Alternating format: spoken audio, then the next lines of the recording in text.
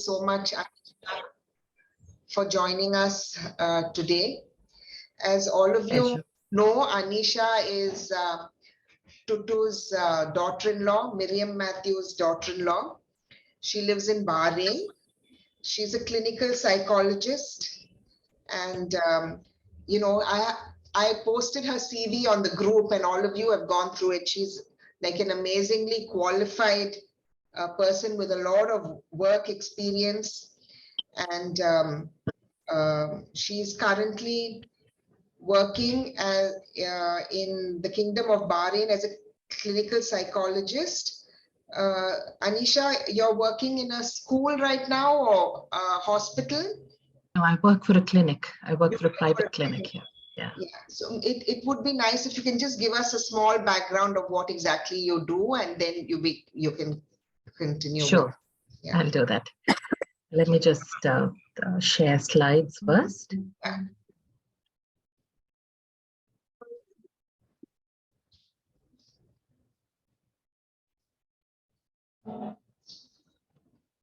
If you're facing any problem, do let me know. Yeah, no, I think we're good. Yeah.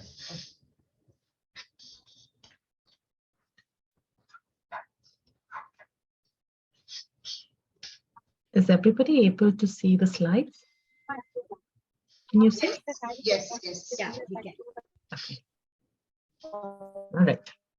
Okay, a very good evening to all of you. Thank you so much for having me on this program today. It's really my pleasure to be able to speak to all of you, and I know that you all are, I think somebody's mic is on. You may want to switch that off. Sarsu Kochma, can you please mute yourself? Yeah, okay.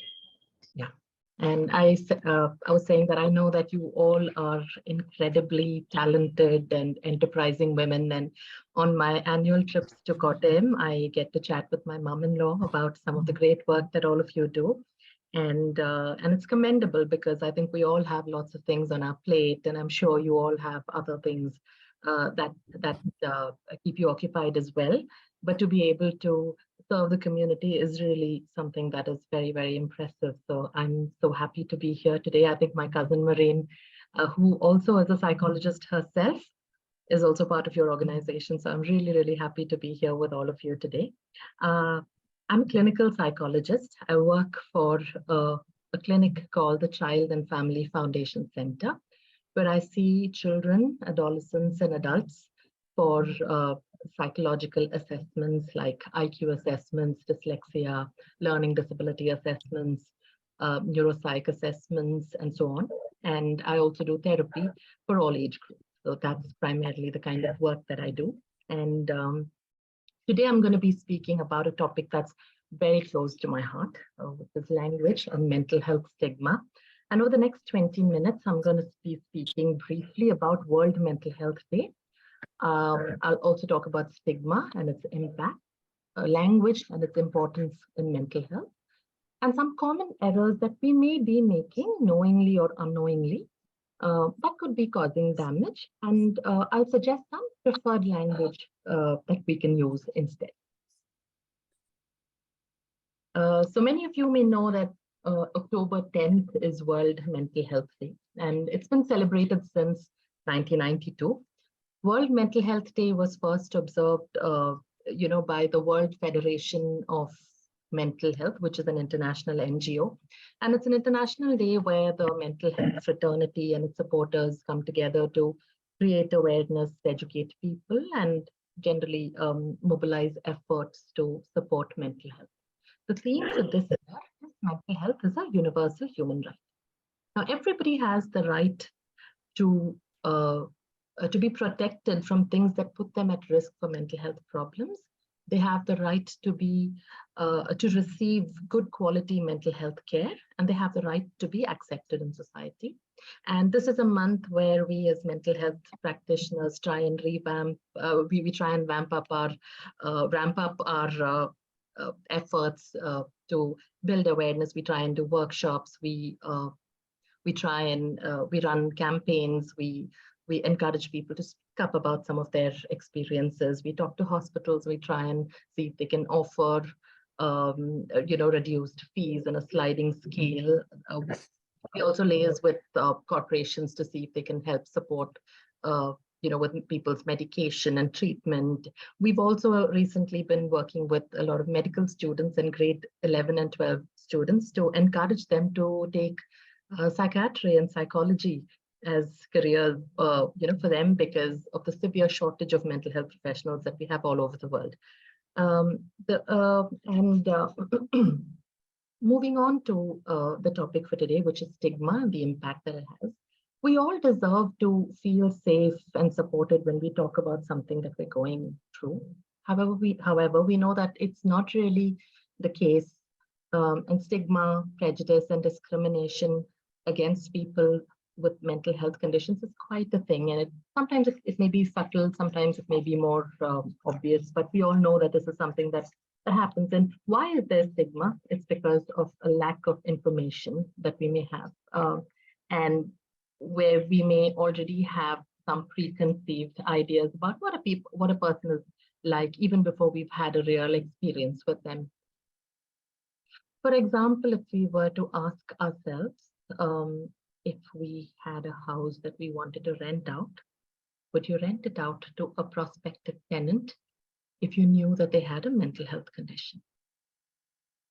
And if we were to really reflect on that and look inwards, the answer for many of us may be no. Even though we may not know anything about the tenant, it may well be that the tenant is perfectly functional. Maybe they have a condition like panic disorder or something that does not majorly affect their functioning. Maybe they're a nice person, they may be doing well, they may be a good parent, and they may be able to take excellent care of your house. And yet we still feel a certain sense of discomfort and we think we'd rather not. And this is really the stigma and the prejudice that can really impact people. And stigma makes people reluctant to seek help. It makes people worry about workplace and institutional discrimination. There are poorer mental health outcomes even when they're being treated. There are increased feelings of self-doubt and shame. There are real issues like unemployment and bullying, isolation, and being at the receiving end of ridicule from people. And just very quickly, 5 ways to reduce stigma.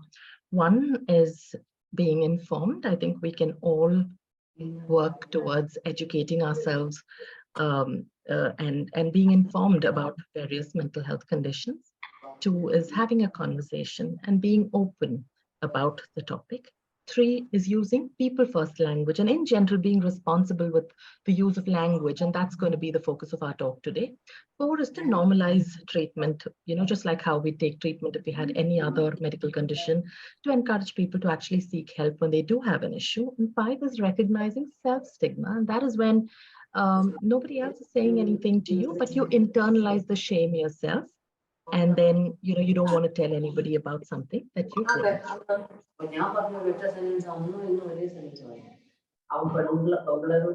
Lalitha, it's Dr. Rajalakshmi. Yeah, sorry. I'll just get her muted.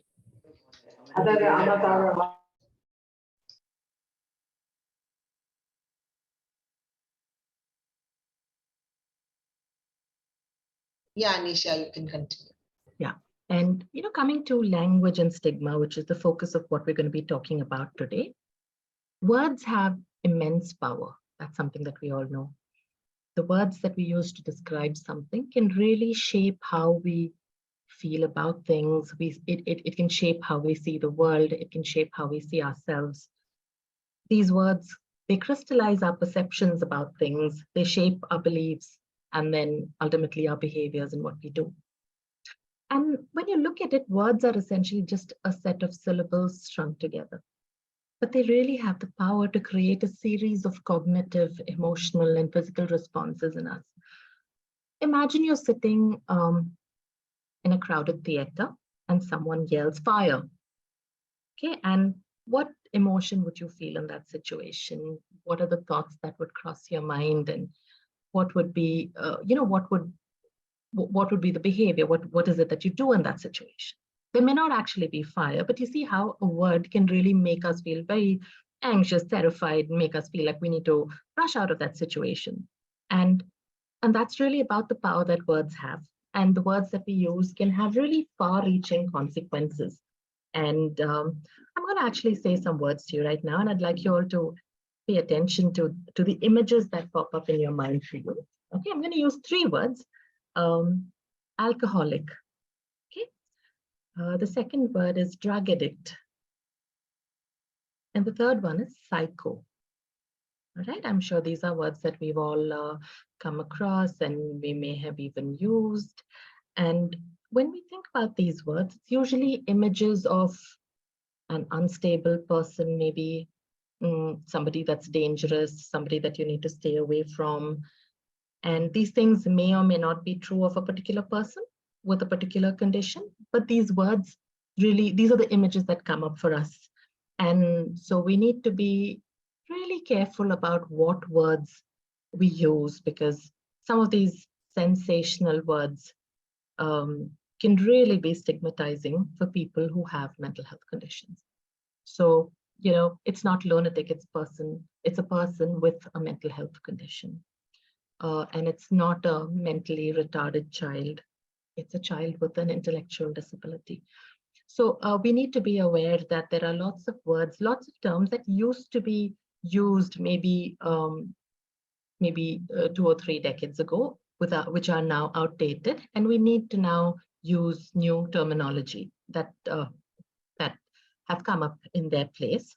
It's not committed suicide. It's the person has died by suicide. It's not suffering from depression. It's not suffering from depression. It's living with depression, diagnosed with depression. And I recall times when I was studying in Bangalore, in NIMHANS, and if I ever needed to take an auto to the hospital on a given day for whatever reason, you'd go and say NIMHANS, and they'd look at you and they'd say, Hucha Aspatri, which roughly translate to Vatta Ashutri in Malayalam. And that's and that's a part of town that nobody wanted to go to. And even today in our clinics, there are people who are terrified of seeing someone that they know in my waiting area. And it's ironic because everybody's coming for similar issues and difficulties, and yet there's such a lot of stigma. So, the sense of shame and the secrecy is immense, and the words that we use can really contribute to keeping things that way. So it's really something that's got to change. Moving on, the casual use of clinical terms. Now, this is one thing that we see, especially with the younger crowd, which is where, especially with COVID, there was a lot of awareness and people started talking more about mental health. And, the casual use of these terms can really trivialize the experience of a person who lives with a condition, I have a friend who doesn't miss an opportunity to describe me as having OCD. So if my bookshelf is arranged neatly, she'll say, "Oh, Anisha, you are so OCD." Or if the chapatis that I make are all round, she'll say, "You're so OCD." And this went on until one day I asked her if she actually knows somebody who has OCD, and the answer obviously was no, because OCD is a very distressing condition. I don't know if any of you have it or any of you know someone who has it, but it's a very distressing condition, and it's not easy to go through it by any means. Nobody that has OCD is doing it by choice, and everybody with OCD experiences varying degrees of distress at some point about their symptoms. And I don't think my friend really realized what she was doing, that what she was doing was actually stigmatized. And so we need to be careful about what terms we use. And so if we're having a bad day, to say that I'm feeling down today, or I'm having a bad day, it's not I'm depressed.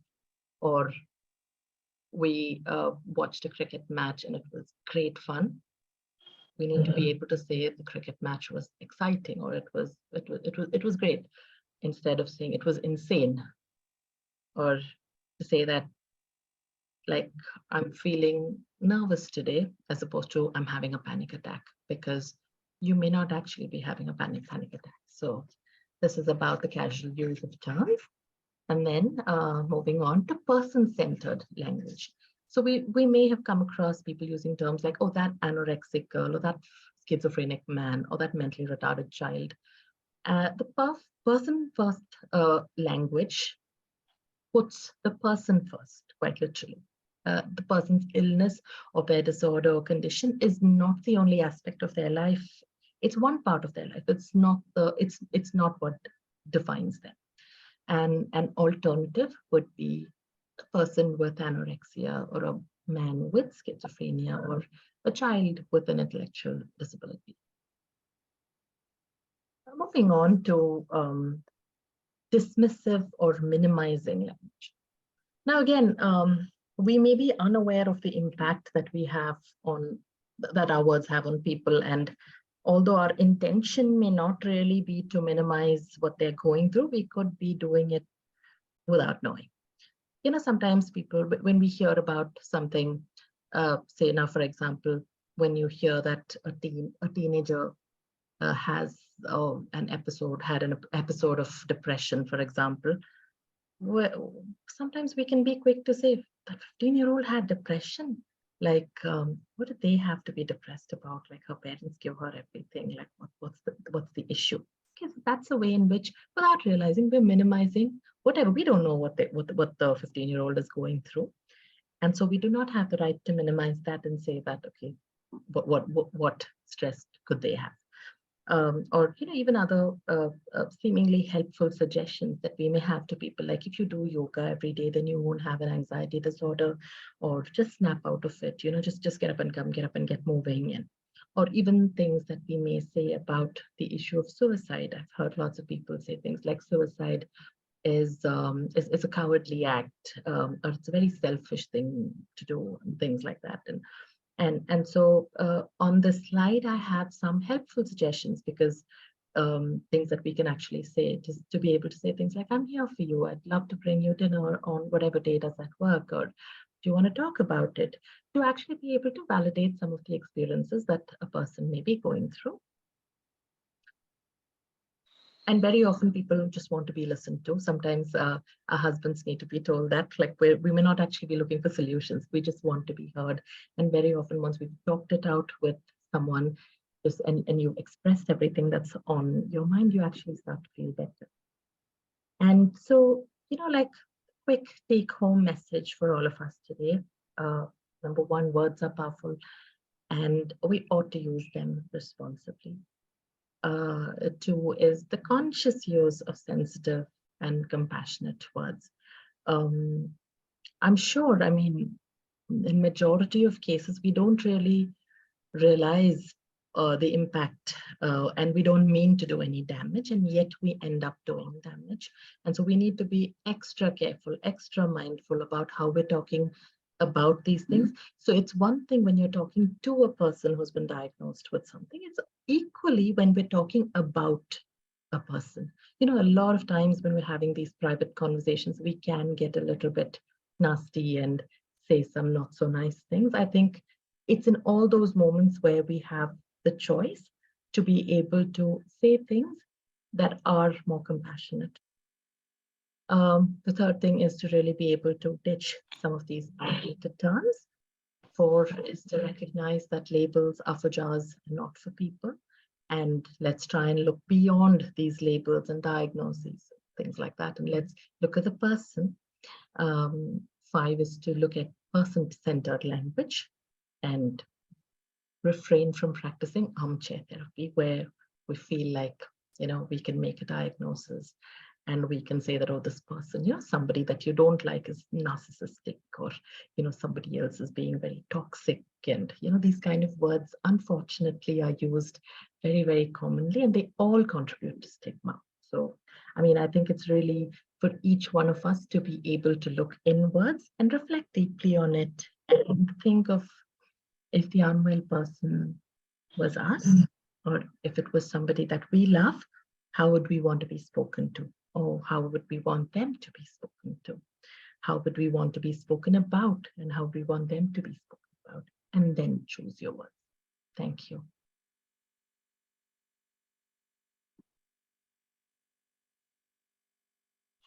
Thank you, Anisha. That was really eye-opening. I think, yeah, these are words that we all hear all the time and we use very loosely, as you mentioned. I mean, if anybody in the group has any questions, are you open to answer? Yes, please. Yeah, I have the time. Just take a minute, Talita. Yeah. I think she's just left, but anyway, Sonal Bansal, national editor, was here. She just left for 2 minutes back. And Lissy Rajan from Trivandrum and Sri Lanka President Trichy Rockfort. Thank you for joining us. And just Lissy Rajan from Punalur. Lissy Rajan from Punalur. Okay. Okay. Thank you for joining in the meeting. Yeah. Okay. Thank you so much for joining. If anybody has anything to ask Anisha, any clarifications, any doubts, feel free. Yeah, Anisha, as you mentioned, everybody uses these terms like, oh, it's so mental, it's so, you know, yeah. You hear it all the time, especially among the younger generation. They tend to use it very loosely, and yeah, I think it's important for all of us to understand that mental illness is also an illness, just like a illness with the kidney or heart or something. It's also something caused by an organ, right? Yep. So yeah, I think it's unfortunately in our society there's so much of stigma attached to all of this, and in our part of our inner wheel association and district goals is to create this awareness against mental, on mental health. So having you talk to us today has been really good and eye-opening, and I hope we can do many more talks like this in the future. Sure, it's my pleasure. Thank you so much. Yeah, Ruby, unmute yourself. Unmute. I have a question. I was just reading your slides, and it's that you had mentioned about, ditch the old words. What are those terms? Yeah, the old words, as I had mentioned, things like committed suicide, because then what it insinuates is that suicide is a crime. We need more understanding, less judgment. So, the old terms like that need to be dropped, and we need to use terms like died by suicide, for example. And previously they would use terms like, lunatic asylum. And Nimans used to be called a lunatic asylum, to actually ditch those stigmatizing words. That's what I was talking about. And so what do you use instead? A mental health hospital. I mean, instead of those words, like, what is the alternative word that you can use? Like, instead of saying she committed suicide, what is the other word? She died by suicide. She died by suicide. Okay. All right. Yeah. And so if we look into it, there are lots of these alternative words that, you can, as you read more on the topic, you'll find. And I think some of my slides also had some words, some alternatives. And so I think we must be consciously using some of those words. Okay. Thanks. I think the whole thing is to be conscious of the words that we use. Yeah, because we talk without thinking, and Absolutely. we say all kinds of things, and we don't realize the impact and the sense of shame that it creates for another person. So we ought to be more respectful. Thank you. Thank you. Also, in many of your what you shouldn't say, think positive, do these things. But sometimes, you had mentioned quite a few of those points. But the thing is, sometimes people are just, and sometimes you feel somebody is not really that, has a but they just want you to say things like this. So often many of the terms which you had used, people are yearning for somebody else to tell you that. Because I don't know if it's a mental problem, or you just want to be recognized, you want sympathy and somebody to say certain things. That so I found many of the terms sometimes which you said, the positive and the what you should be using, so in certain situations I think you have to use those words. I don't know. What do you think, Anisha? There may be do you want to tell me about what specific words you're talking about as an example, so I can no, you just said better? Okay, think the first line, sorry, I didn't see the word, think positive, you don't use, those are not the right ones to be used. So say I'm just taking the first one. I think that was think positive. Now sometimes I find people are just seeking sort of language or terms where they just want to hear it from you, right? They're not, they really don't have a mental problem, but they just want to, they just want others to say, and they want, they're seeking sympathy, I would call it. And then those, basically when you look at the thing, that person does not have a problem, right? And but they're seeking sympathy. And then you're just saying things which are normal, do this, do that, go visit friends. Things which somebody else would think is very normal, and you state it. And I think they're seeking for it. Yes, I think that that could be true when we're talking about regular day-to-day life stressors that people could be going through. They're having a bad day, and for some of the more minor issues that one is going through, sometimes just like a little bit of like a pep talk, or just saying a few encouraging words, that'll just kind of help them get by. I think, yeah, sure, it could be helpful. But especially when you see that somebody is struggling for a longer period of time, their functioning is being impacted, and it's becoming evident that it's more than just a minor stress that they're going through. I think in those places, we need to kind of then look at it more holistically, and look at what other help the person might need. Yeah. And encourage them to actually get professional help. So, Anisha, what would you say to, mothers and grandmothers on this platform who may have children or grandchildren who are struggling with something, and they don't quite understand what's going on? They know the child is struggling, but they're not sure what. What would your advice be to? So one is to kind of keep the lines of communication open. It's very important that we're actually allowing them a space. Very often when we hear that our children or our grandchildren, somebody close to us going through something, we're very quick to, it makes us uncomfortable, and we're very quick to just dismiss it and say, no, that's nothing. The same thing happened even to me. Even I went through something like that.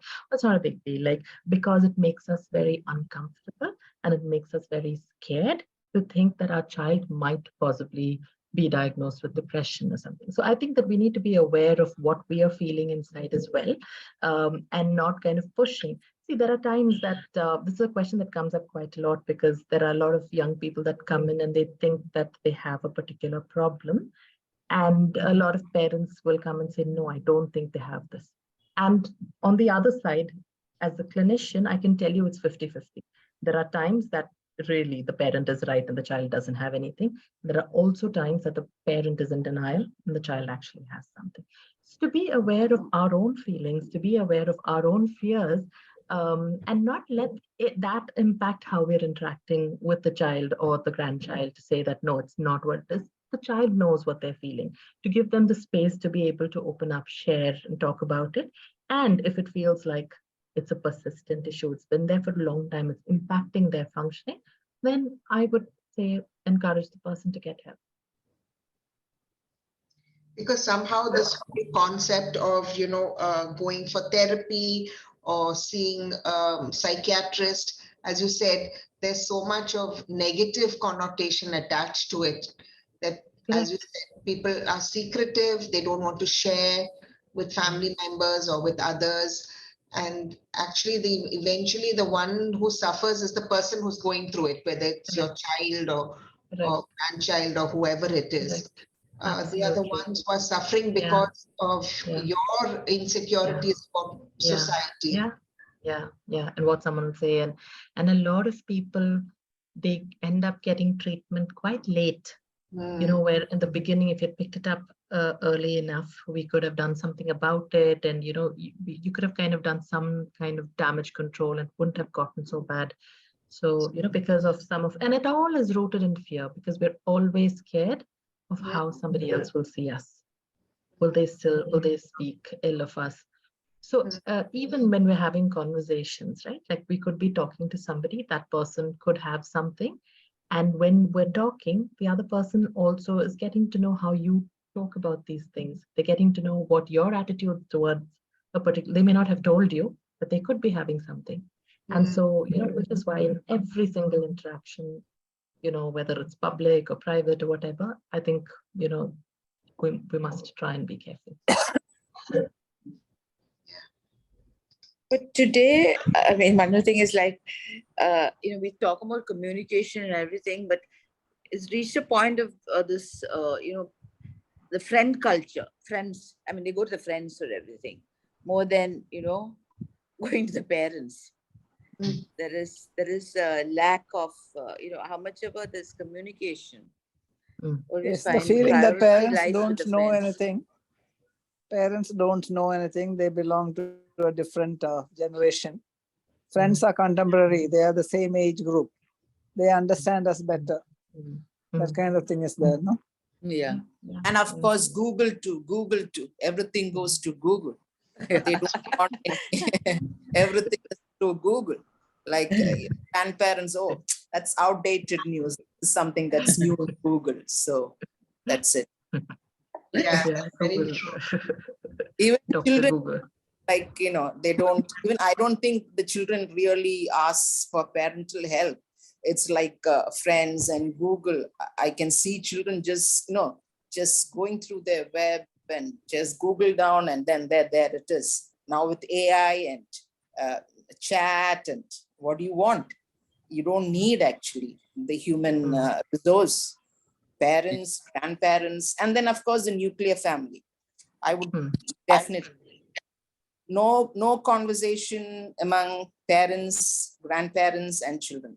Earlier, you know, we used to sit down for dinner, whatever it is. Now it's like everybody's busy, parents, grandparents watching TV or busy chatting on their phone. They hardly have time to get it together and talk. That's what is missing. Don't you think that one common meal, at least a day, the family should eat together so that things can be hashed out at the dining table? Whom are you talking That's so important. Your children? No, absolutely, I think. They help? No. They just want their own private time. Everybody's talking about. Do you see this more and more in the cases that you come to you, that, you know, children have this feeling that they are not able to communicate with their parents? Or is it, do you think parents themselves are too busy to spend time with the kids? Or what is it that's causing more and more? Or was it always there and we were just not aware? Or is it that the situation is getting worse today? I mean, yeah, there are certain factors in the present time that make it worse. I think to some extent, I think it's quite normal, especially during teen years, to individuate a little from parents. And, you know, that's a time where, you know, you're kind of carving your own identity, and, you know, you make your own friends, you're doing your own thing. And at that time, it feels like, you know, you want to say things and share things with your friends. You feel like your friends understand you. And to that extent, developmentally, I think it's normal. But I think that there are definite factors. You know, one thing is, if a child feels like telling a parent is not actually going to be safe, and it's not necessarily a safe space, because they worry that they may be yelled at, they worry that their concerns may be dismissed. So that is one thing. That's something that we can actually do something about. We can all, you know, be more mindful about how we're responding when a concern comes up. That's one thing. The second thing is in terms of the role that technology plays, because I think technology is taking people away from each other, not just children away from parents, but, you know, even parents away from children as well, because I think we're all, unfortunately, like a generation of digitally distracted parents. And it is true that we're on our phones a lot. And I don't think that was happening so much when we grew up. So both ways, I think all of, and even children, like when they have unlimited access to gadgets in their rooms, especially I'm talking about, until the age of about 16, 17, after which, it's for each person to learn to regulate. But I think all of these factors also make that, those they take away the scope for conversation. Okay, one more question. This acceptance by the society, now that you are there in Bahrain, how is it different? Is it any different from what we see here in India towards mental issues? No, Ruby Auntie, to be honest, it's very, very similar because the culture is very similar here as well. Because here as well, similar things where, in fact, Vivek and I don't have any boards on our offices because nobody wants to be, anybody that's coming in, they don't want to be like seen going into this person, this specific person. So everybody else would have like a name board, but we wouldn't have one. We only have one just outside our doors. But these kind of things. So it's similar really because it's also a culture where people talk and people are sort of, it's also a very, very small place. And so everybody knows everybody. Very often, a lot of the locals prefer coming to us because they know that we're not in the same social circles.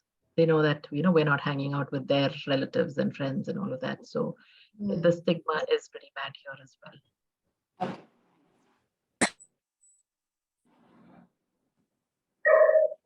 Yeah. Do you think that isolation causes a lot of mental issues?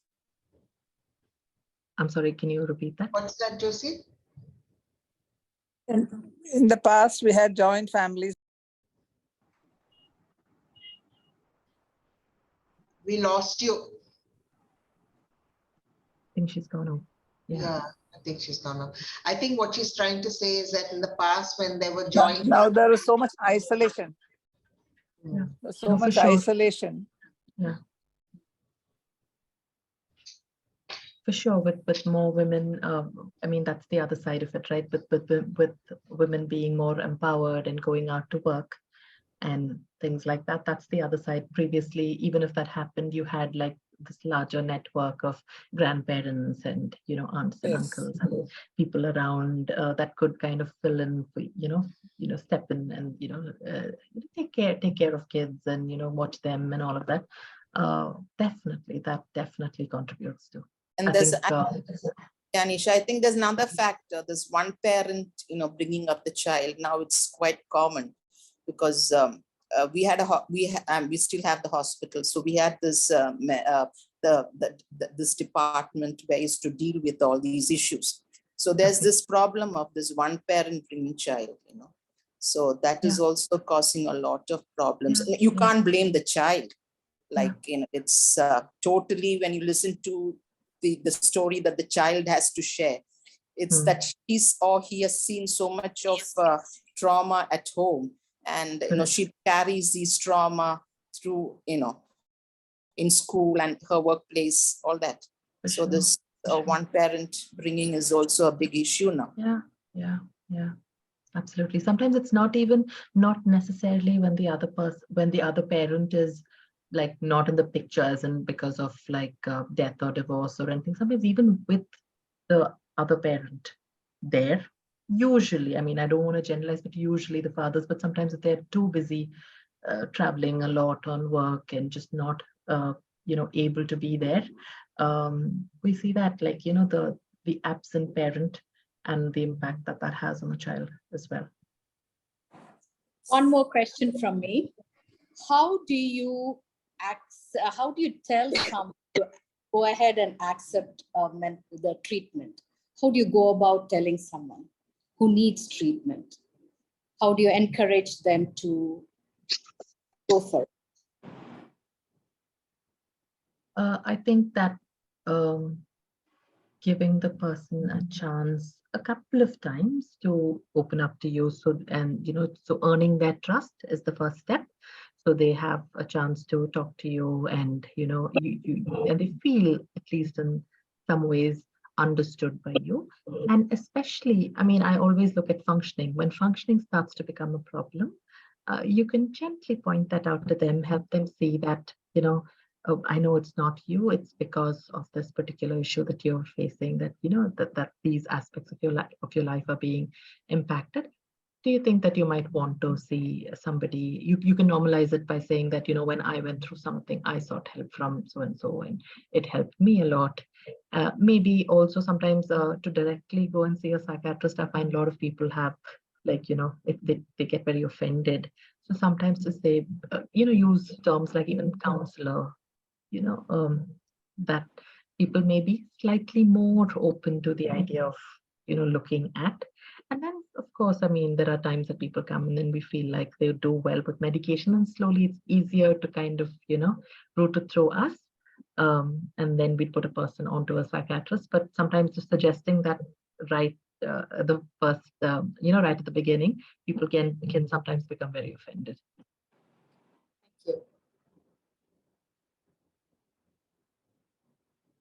So I think we can wind up. Thank you so much, Anisha. Thank you, really. I think it's been a good talk and a good exchange of ideas and learning something. Thank you. Pleasure. Thank you so much for having me. Thank you so much. Bye. Thank you. Vimla, Bye. Thank you. Vimla, you're on mute. Bye. Thank you. Yeah, Shailja Pankaj had joined. Are you still here? I think she's left. Okay. I think the national editor was also here. Yeah, she was there. She wrote to me. That's why by the time I thought I'll tell her, I thanked her for joining. Thank you everybody for being here. I hope all of you enjoyed the talk too. Oh, it was great. Yeah. Okay, bye. Bye-bye. We'll meet again on November 6th. Yeah, see you all at Mount Varda. What is that? November 6th, District Chairman's visit at Mount Varda, Deepa Abraham's residence. Okay, bye.